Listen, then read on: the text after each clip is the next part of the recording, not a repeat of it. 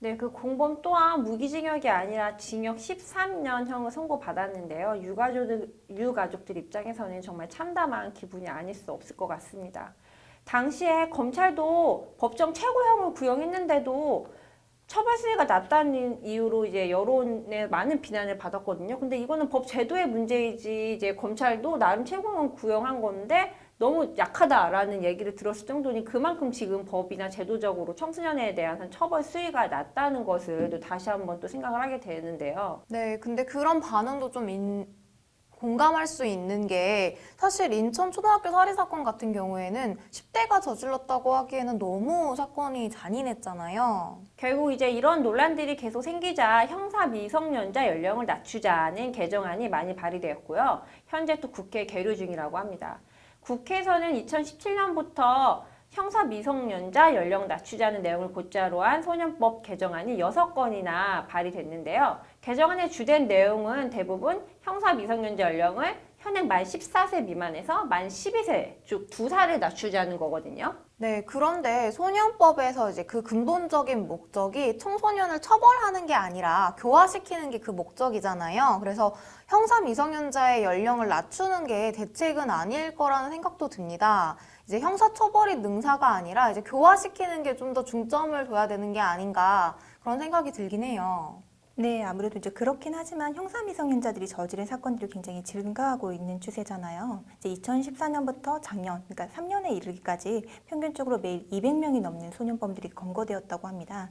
특히나 이제 살인, 강도와 같은 강력 범죄들을 검거된 경우가 과반수 이상이라고 하던데요. 이와 같은 시대적 변화에도 불구하고 청소년 관련 법령은 제정된 그대로 현행까지 유지되고 있습니다. 이와 같이 청소년 범죄가 굉장히 날로 증가하고 있고 난폭해지고 있는 점, 또한 이제 범죄를 저지른 연령대가 굉장히 낮아지고 있다는 그런 점들을 고려해서 시대의 흐름과 아이들의 성장 속도에 맞춰 법령 개정이 필요하지 않을까 싶습니다. 네, 맞습니다. 근데 어떻게 보면 저는 좀 이 교화에 중점이 둬야 된다는 것도 좀 공감을 하는 게 제가 진행했던 사건을 좀 되짚어 보면은 뭐 18살인데 벌써 뭐 범죄를 저질러 가지고서는 수사받고 한 17번, 18번 이렇게 된 친구도 있었거든요.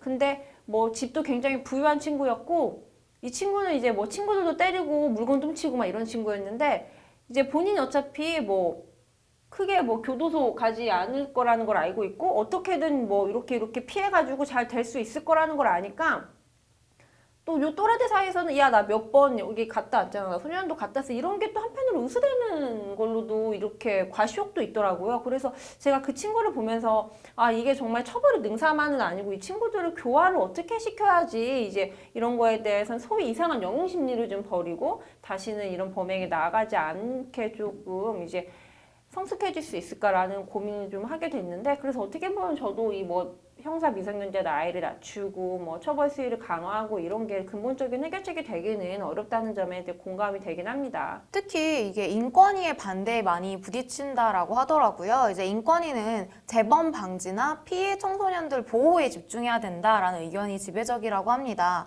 결국에는 이제 청소년 처벌과 교화 어떻게 이제 이걸 방안을 마련해야 될지 이 부분에 대해서 많이 고민하는 것 같아요. 이렇게 많은 이제 대립이 발생할 때는 해외 사례들도 한번 들여다볼 필요가 있을 것 같아요. 우리나라보다 낮은 연령 기준을 적용하는 해외 사례들도 꽤 있다고 들었어요. 네, 맞습니다. 이제 선진국 같은 경우에 있어서는 이제 형사 미성년자의 연령 기준이 우리나라보다 훨씬 낮은 편인데요.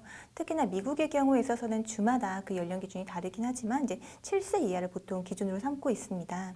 즉 초등학생 때부터 형사 책임의 대상이 되는 건데요.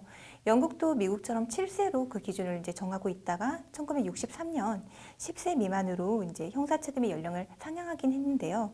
그렇다고 할지라도 우리나라와 비교를 해보면 형사 책임을 받는 그 연령이 훨씬 낮다라는 것을 확인하실 수 있습니다. 네, 그런데 한편으로 유엔에서는 2007년도부터 최소한 12살 아래로는 형사 책임을 지우지 말라 이렇게 권고하고 있다고도 합니다. 그래서 형사 미성년자의 연령이 만 12세인 나라도 많다고 해요. 네, 이제 형사 미성년자에 관련된 이제 나이를 인하하자라는 이야기는 굉장히 논의가 활성화되어 있는 상황인데 저는 이제 이러한 범죄의 피해자에 대한 그 보호 조치와 폭력 재발 방지에 대해서도 우리가 관심을 가질 필요가 있는 것 같아요. 청소년 범죄가 있고 난 다음에 가해자에 대한 논의는 많이 이루어지고 있는데 이제 피해자에 대해서는 좀 논의가 부족한 건 있는 것 같아요. 사실 10세 때 겪은 일들은 잊혀지기도 쉽지 않고 어쩌면 평생 트라우마로 발생할 수도 있거든요. 맞아요. 얼마 전에는 대전에서 중학생들이 동급생 한 명을 집단 폭행한 사건이 있었는데 그 수사 진행 과정에서도 또 이 친구들이 피해자를 추가로 폭행을 해가지고 크게 논란이 된 적도 있어요. 그 피해 학생이 그 수사 과정에서도 또다시 폭행을 당했다니 이 공권력도 믿을 수 없고 나는 누구를 믿고 어디서 보호받을 수 있나라는 생각을 했을 것을 이제 좀 저희도 생각해 보면은 얼마나 그 친구가 참 무서웠을까라는 생각도 들고 너무나 지금까지도 가해 학생을 어떻게 처벌하고 어떻게 교할 것에만 너무 치우쳐져 있지 않았나라는 반성도 하게 됩니다. 그러니까요. 이제 피해 학생에 대한 이제 보다 그 보호와 치료를 위해서 보다 구체적이고 실효성 있는 대책이 굉장히 시급할 것 같아요. 어른들까지 혀를 내두를 정도로 잔혹하고 대담해지는 청소년 범죄. 과연 어떻게 두고만 봐야 할지 다들 고민해야 될 문제가 아닐까 싶은데요. 다시 한번 소년법 개정안과 청소년 범죄 교화에 대해서 심각하게 고민해 볼 때가 아닌가 싶습니다.